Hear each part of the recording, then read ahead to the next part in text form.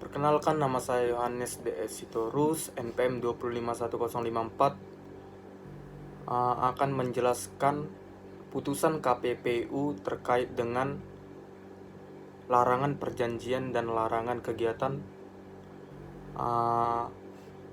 perkara nomor 10 garing KPPU garis miring I garing 2015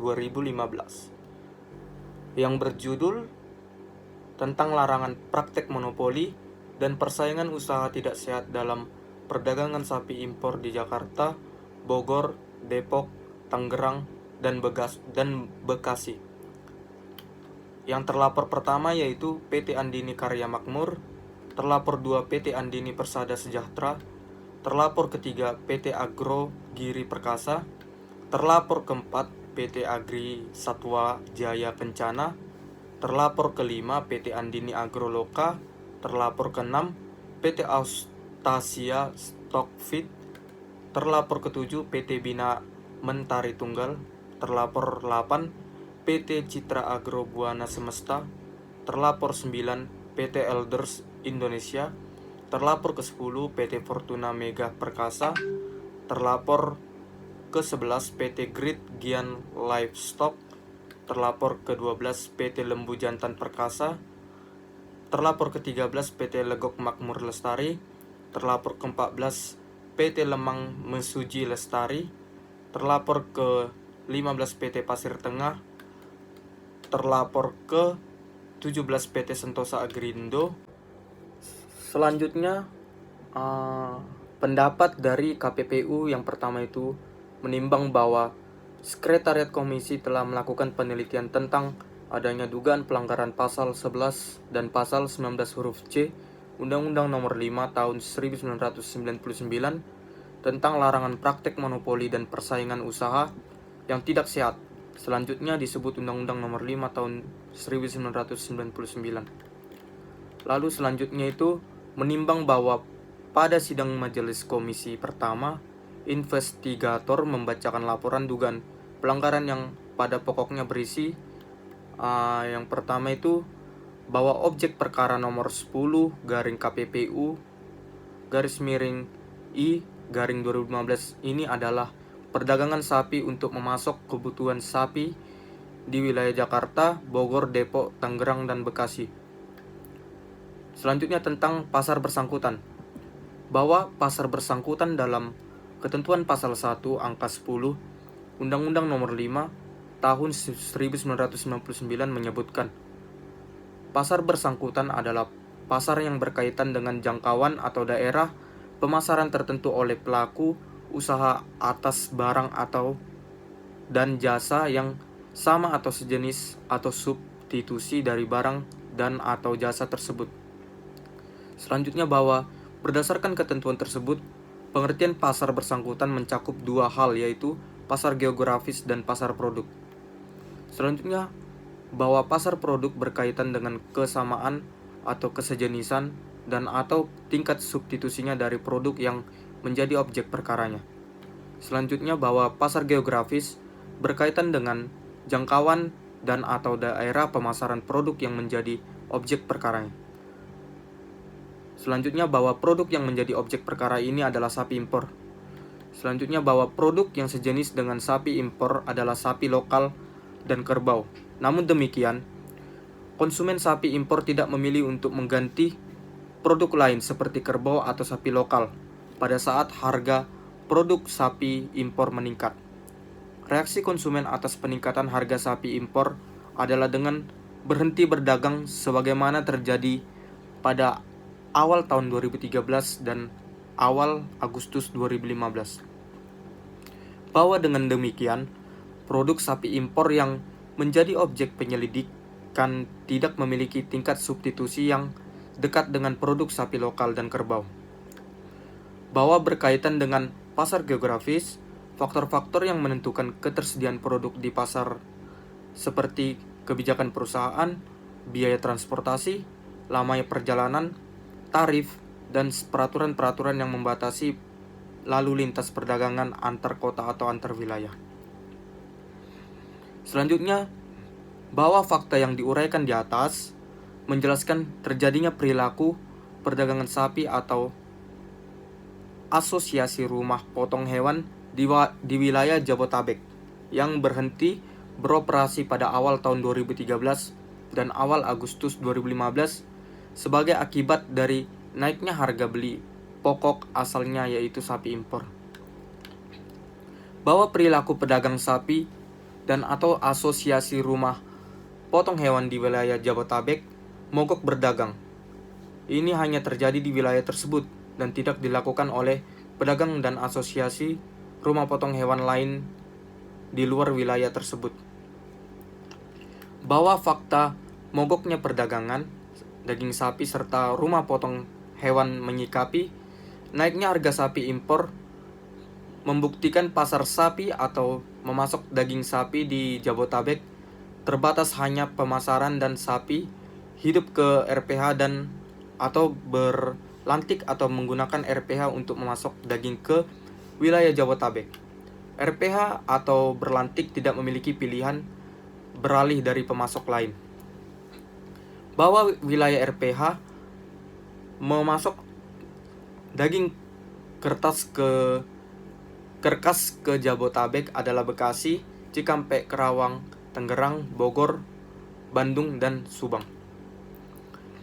Bahwa dengan demikian, pasar geografis adalah pelaku usaha feedlotter yang menjual sapi impor ke RPH dan wilayah RPH yang memasok daging kerkas ke Jabotabek adalah Bekasi, Cikampek, Karawang, dan Subang.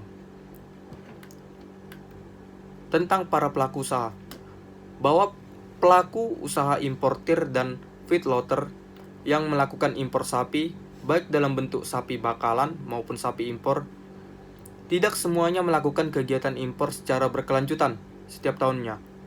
Pelaku usaha yang tercatat pernah melakukan impor sapi sejak tahun 2013 sampai dengan tahun 2015, yaitu PT-PT yang sebagai terlapor.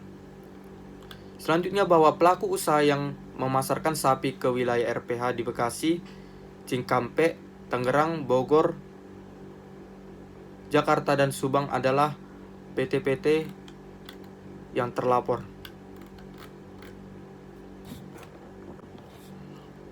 Bahwa 26 pelaku usaha terdiri dari kelompok pelaku usaha maupun sendiri-sendiri memasok kebutuhan sapi untuk keperluan penyediaan daging di wilayah Jabotabek sebanyak 65% dari sapi impor baik dalam bentuk sapi bakalan maupun sapi siap potong. Di samping itu, sebagian dari pelaku usaha tersebut menyediakan pasokan sapi lokal sehingga dapat diperkirakan penyediaan sapi oleh feedlotter untuk memenuhi kebutuhan daging di Jabotabek lebih dari 65% dan 80%. Bahwa dengan sifat produk sapi yang homogen dan tidak dapat digantikan dengan produk lain seperti kerbau serta jumlah pelaku usaha yang relatif sedikit, maka keadaan ini berpotensi menimbulkan perilaku yang mengarah pada persaingan usaha yang tidak sehat. Selanjutnya tentang perilaku pasar.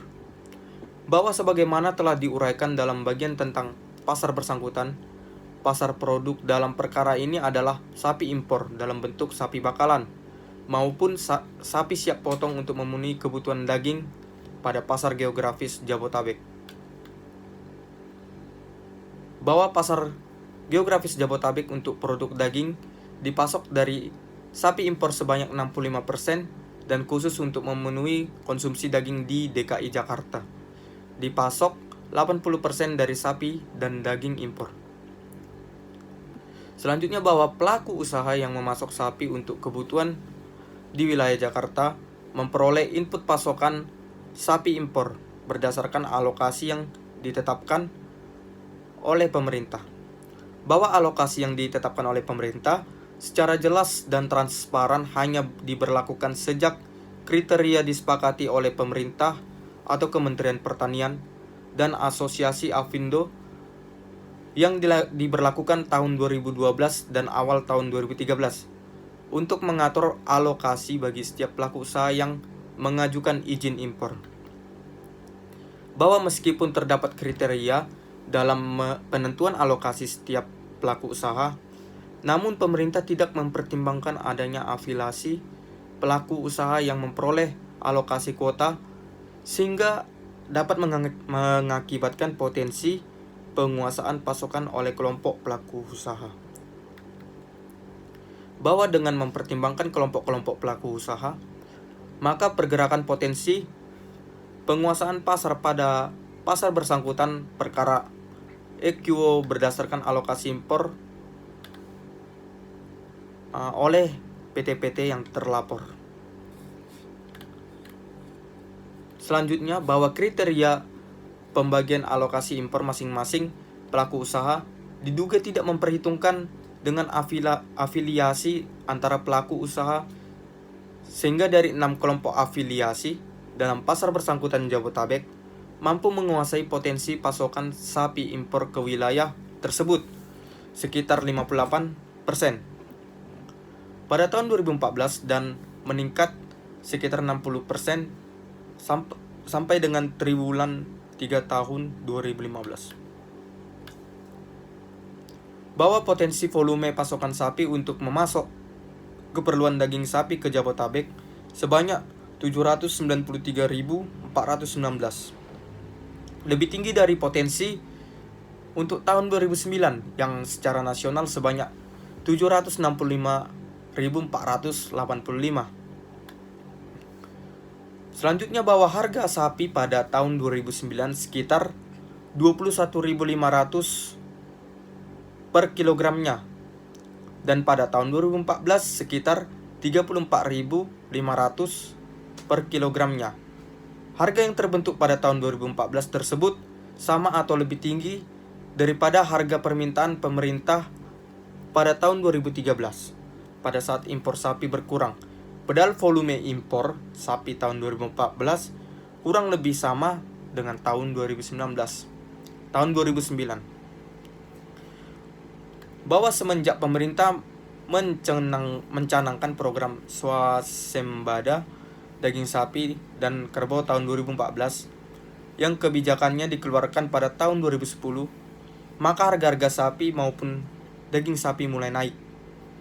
Puncaknya pada bulan Juni sampai dengan Juli 2013, di mana harganya itu mencapai 37.000 per kilogramnya sampai dengan 38.000 per kilogram. Pada bulan Juli 2013, Kementerian Perdagangan meminta feedlotter menurunkan harga pada kisaran 33.000 per kilogramnya. Harga ini tetap memberikan keuntungan bagi pelaku usaha dan bahkan bertahan lama sampai dengan tahun 2014. Selanjutnya, bahwa keseimbangan harga yang terbentuk pada tahun 2014 diduga tidak mencerminkan hubungan permintaan dan penawaran sebagaimana alasan pada feedlotter ketika mulai menaikkan harga pada tahun 2012 yang mencapai puncaknya pada pertengahan tahun 2013 dan harga kembali mendekati sama dengan harga puncak tahun 2013 pada awal tahun 2014. Hal ini menunjukkan dugaan adanya kestabilan harga yang terbentuk bukan merupakan faktor permintaan dan penawaran belaka. Selanjutnya, bahwa kejadian pada tahun 2013 di mana Asosiasi Rumah Potong Hewan di wilayah pemasaran daging di Jabotabek melakukan mogok motong terulang pada Agustus 2015 dengan alasan yang sama, yaitu tidak dapat menjual daging sapi karena harga sapi dari feedlotter telah mahal. Selanjutnya, bahwa feedlotter mengurangi pasokan sapi dari RPH dengan alasan untuk mengatur agar tetap terjaga pasokan ke pasar sehingga mengakibatkan harga naik. Cara seperti diduga untuk membuat harga keseimbangan baru sehingga menaikkan keuntungan. Selanjutnya, bahwa perilaku pelaku usaha yang menaikkan harga dengan cara mengurangi pasokan tersebut dan kemudian kembali ke harga yang diminta oleh pemerintah tidak mencerminkan harga yang sebenarnya, karena pada kondisi itu, yaitu pada harga yang diinginkan oleh pemerintah, pelaku usaha tetap mendapatkan untung. Selanjutnya, berdasarkan keputusan KPPU ini, pihak terlapor itu terkena denda. Yang pertama itu bahwa berdasarkan pasal 36 huruf IJO pasal 47 ayat 1 Undang-Undang Nomor 5 Tahun 1999, komisi berwenang menjatuhkan sanksi berupa tindakan administratif terhadap pelaku usaha yang melanggar ketentuan Undang-Undang Nomor 5 Tahun 1999, bahwa sesuai dengan ketentuan pasal 47 ayat 2 huruf G Undang-Undang Nomor 5 Tahun 1999,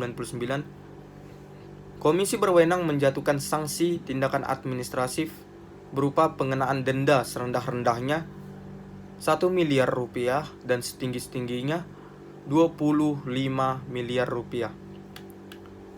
Bahwa menurut pedoman pasal 47 Undang-Undang Nomor 5 Tahun 1999 tentang tindakan administratif, denda merupakan usaha untuk mengambil keuntungan yang didapatkan oleh pelaku usaha yang dihasilkan dari tindakan anti persaingan. Selain itu, denda juga ditujukan untuk menjerakan pelaku usaha agar tidak melakukan tindakan serupa atau ditiru oleh calon pelanggar lainnya. Selanjutnya, bahwa berdasarkan pedoman pasal 47, Majelis Komisi menentukan besaran denda dengan menempuh 2 langkah, yaitu yang pertama, penentuan besaran nilai dasar, dan yang kedua, penyesuaian besaran nilai dasar dengan menambahkan atau mengurangi besaran nilai dasar tersebut. Selanjutnya, bahwa dalam menetapkan denda, Majelis Komisi mempertimbangkan aspek keadilan dan kemampuan membayar dari terlapor baik dalam konteks sosial dan ekonomi. Menurut dari pendapat saya, terbukti bahwa terlapor yang berada pada putusan KPPU ini terbukti melanggar pasal 11 dan pasal 19 huruf C Undang-Undang Nomor 5 Tahun 1999 tentang larangan praktek monopoli dan persaingan usaha yang tidak sehat dalam perdagangan sapi impor di Jakarta, Bogor, Depok, Tangerang, dan Bekasi atau Jabotabek. Dan terlapor juga harus membayar sanksi administratif seperti yang sudah saya jelaskan sebelumnya. Terima kasih.